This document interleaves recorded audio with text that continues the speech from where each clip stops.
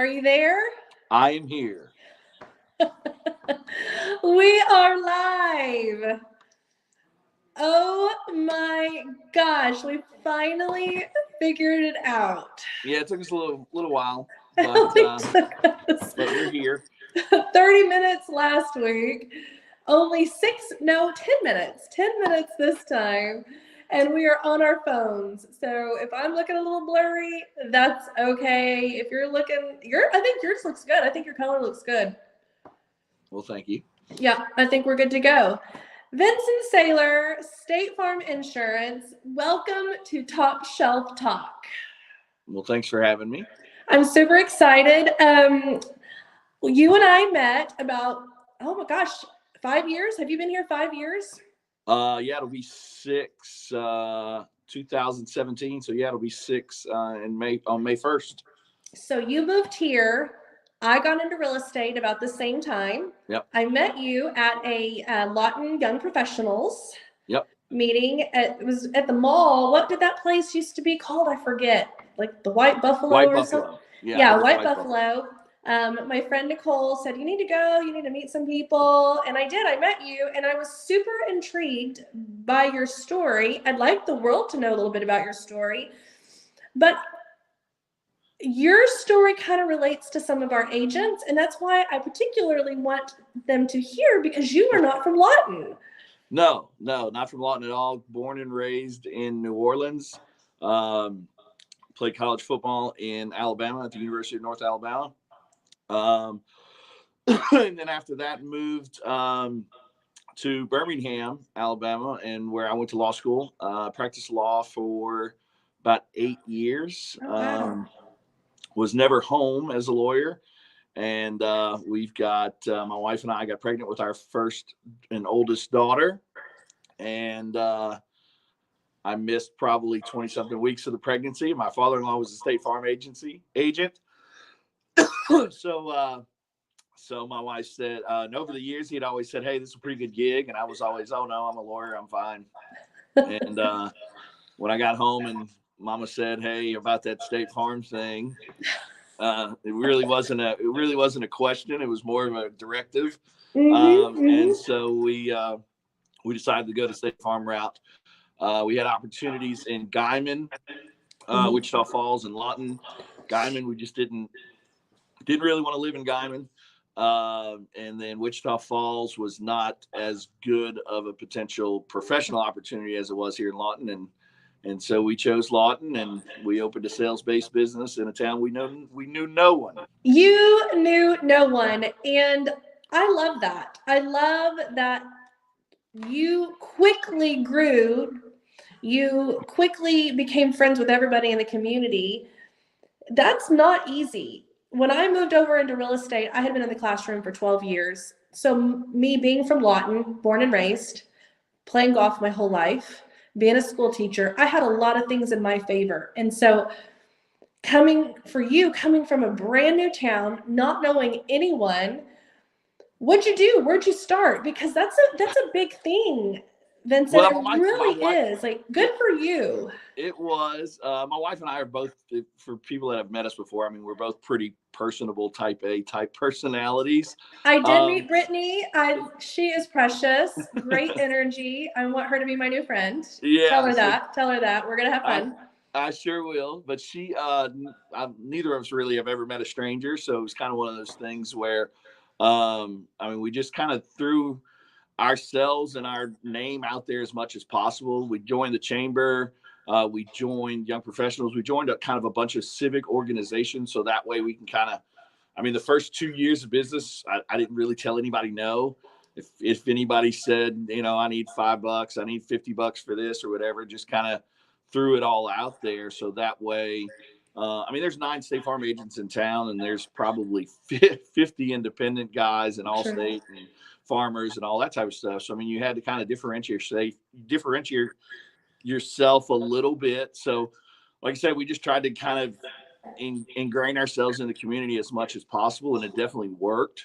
We tried to get into as many networking situations as possible, so that way we kind of became known, and that way when they thought of insurance, they thought of us and things like that. You would never know that you guys are not homegrown. Honestly, I would never know that because you did. You guys just threw yourselves in there. I saw you everywhere. Everywhere I would go, you were there. And it, I really like, Vincent, where you went with, you jumped in and you jumped on to civic opportunities, and that is so huge. And that's the direction that we really like to go.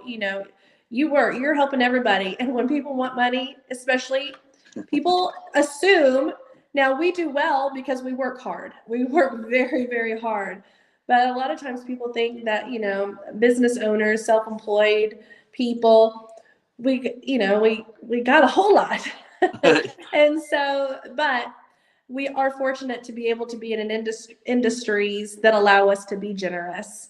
And you guys do a great job of helping our community. And that's another reason why I wanted you to come on here, is because that was something that I really, really liked about you and your company and your family, that you're always there, you're taking civic opportunities, and you're just helping the community. And that's huge. That's well, huge. I mean, State Farm is this isn't a business that I'm going to move and be out of in 2 or 3 years. So, I mean, when we moved here, we knew that we were going to be here for the next, 40 or 50 years. Yeah. So it was kind of one of those things. We've got young girls, so we want to kind of be involved to kind of steer them, and be in the know of what's going on around the community and around town and things like that. So, I mean, it was kind of a no-brainer to a certain degree because of the type of business that we opened. Sure. Like I said, it's not one that I'm going to pick up and move and go back to New Orleans or go back to Alabama or anything like that. I mean, we're here. So if we're going to be here for the long haul, we might as well get involved and hopefully make it a better place, or at least that's what we're trying to do. Absolutely. I can tell by the people that you hang around. And I see you on social media. A lot of people see you on social media, and you picked out the right crew. Irvin, when I was a school teacher, our friend Irvin Randall, he came and spoke to our school. I was teaching at Tomlinson at the time, and I wasn't as smart as I am back then. My mind isn't opened as much. I didn't have an entrepreneur mindset, so I didn't know. But he came and talked to our school, and Irvin talked to the kids about, you've got such an opportunity in the town that you live in, here in Latin America. He said, I know you kids are so ready to get up and get out of here, but slow down and take a minute. You have the greatest opportunity in the world to make a difference here in Lawton. And at that time, I was going through my head saying, are you kidding me? Get these kids out of here. Get them out of here. No, not because this isn't a good town. I love my town. I grew up here. This is my village. Lawton is my village. So it wasn't that. It was, no, let them go and spread their wings and fly and, Boy, was he right. And boy, was I wrong. Let me tell you, being an entrepreneur, owning your own business, the town the size of Lawton and the town with the quality of people of Lawton, man, you can be somebody and you can make a difference. And that is, he was 100% correct. And wow, it's pretty special. We are fortunate, and you are smart by coming here. Yeah, I mean, Lawton, one thing we liked about Lawton, like I said, I mean, it's big enough that it has kind of everything you want and need. I mean, kind of Southwest Oklahoma in general. I mean, yes, kind of the Cache and Elgin area and all that kind of stuff as well. So, I mean, it had everything that you needed in a big city to a certain degree. Yes. I mean, obviously it's not a Birmingham or Oklahoma City, but I mean, for a decent sized city, it's kind of interesting how quickly you can kind of get into the know with some of the centers of influence and things like that. So that definitely helped us in growing and helped us professionally and personally to kind of get to those centers of influence and be able to kind of make a difference in the community. And then also, I mean, professionally, it helped us out a ton because it gave us opportunities to quote things on the insurance side that we probably wouldn't have been able to if we just kind of sat back and aggressively waited for the phone to ring. Absolutely. No, you can't do that. And here in Lawton, you're right. We have an opportunity to be able to hustle a little bit. I call it hustling. I don't know if that's really the right word or not, but to get ourselves out there and build relationships. And you've done a good job of that, building relationships with the community. You know, giving back is part of also is building relationships. And I think that's so important.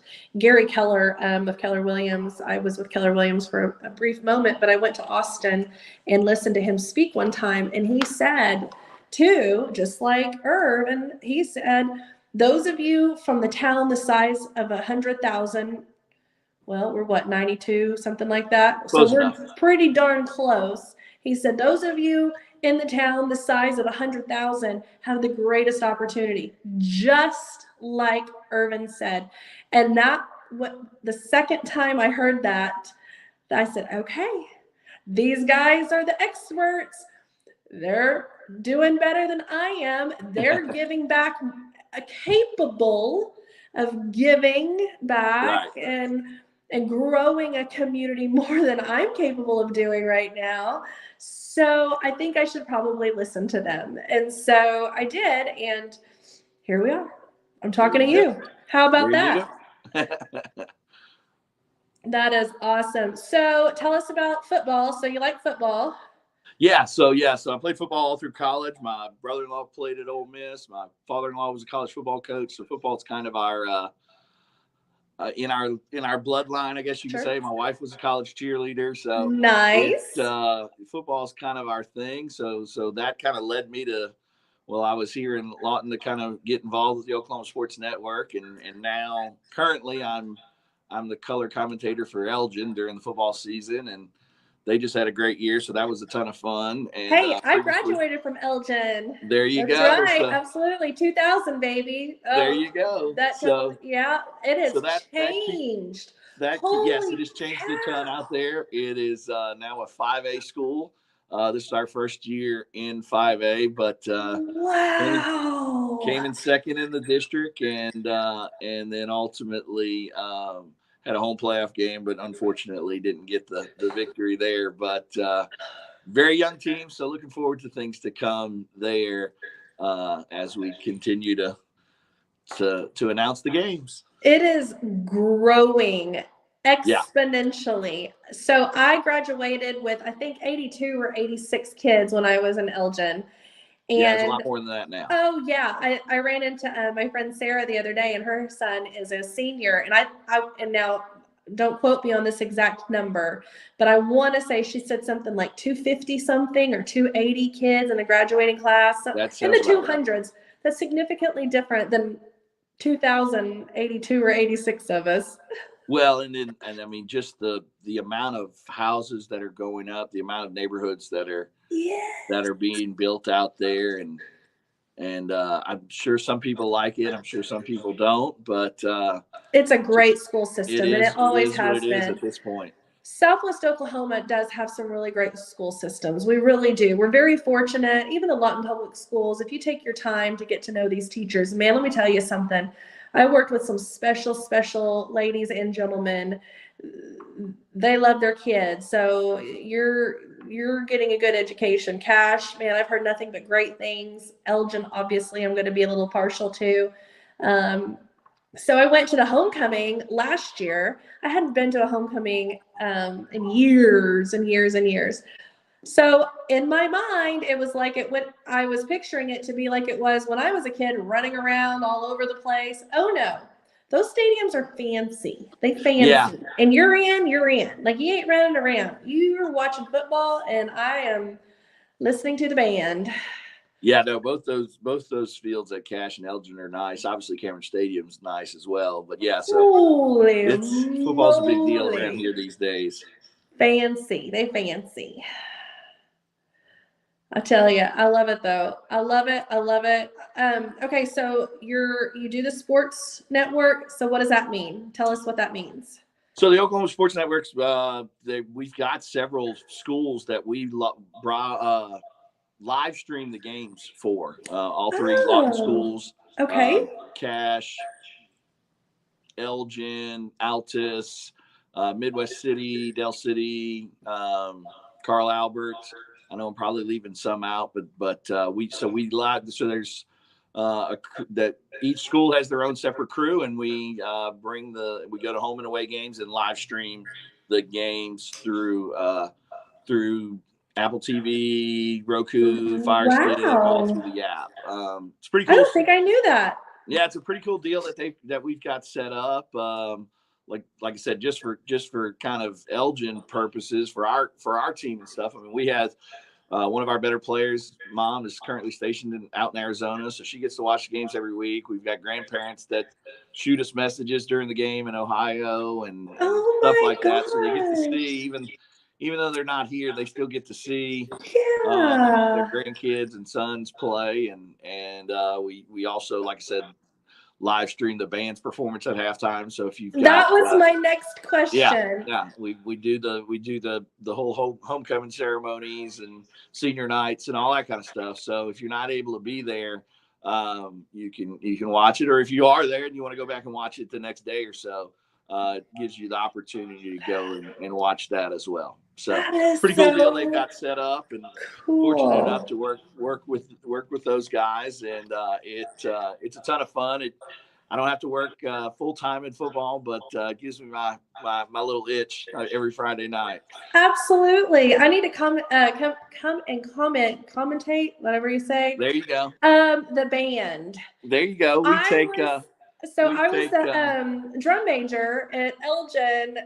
So back then our band wasn't very big. There was like 50 of us. So I was the only one.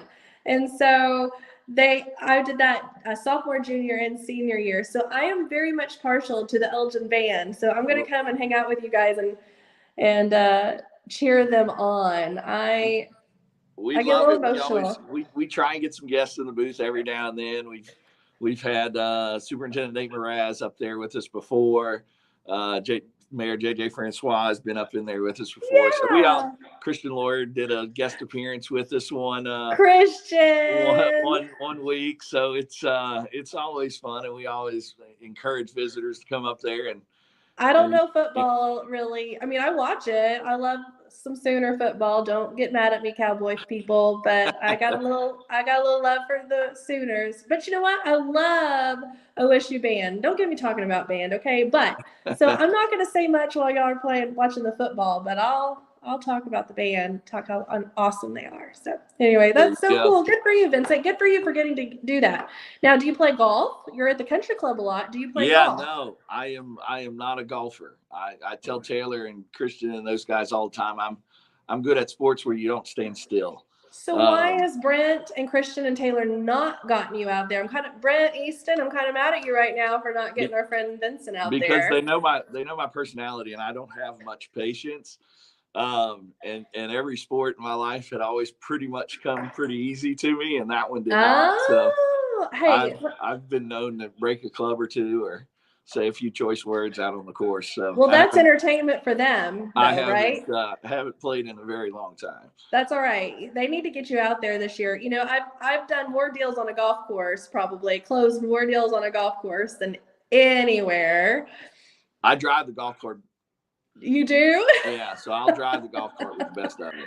Hey, have you driven Taylor's little scooter yet? No, not the scooter. Oh my gosh. So no. I kind of feel like I gave him that idea, and I'm a little bit mad that he got his before I got mine, but I have a husband telling me no. So yeah, as an attorney who owns an insurance business, I tell him to stay away from that thing. You know what? If I'm doing it with Taylor and Christian and you guys, I probably have absolutely no business being on one of those. Scott Watson, they've got one. Right. I'm just so jelly because I literally watched a TikTok one day of these guys on the golf course on those things, and I sent it to Taylor. And of course, he gets one the next day, and I'm like, as jelly. But that's what you need to do. But yeah, I guess you're probably saying that's a big fat no. Hey, I won't get on those scooters at Bricktown. I won't do it.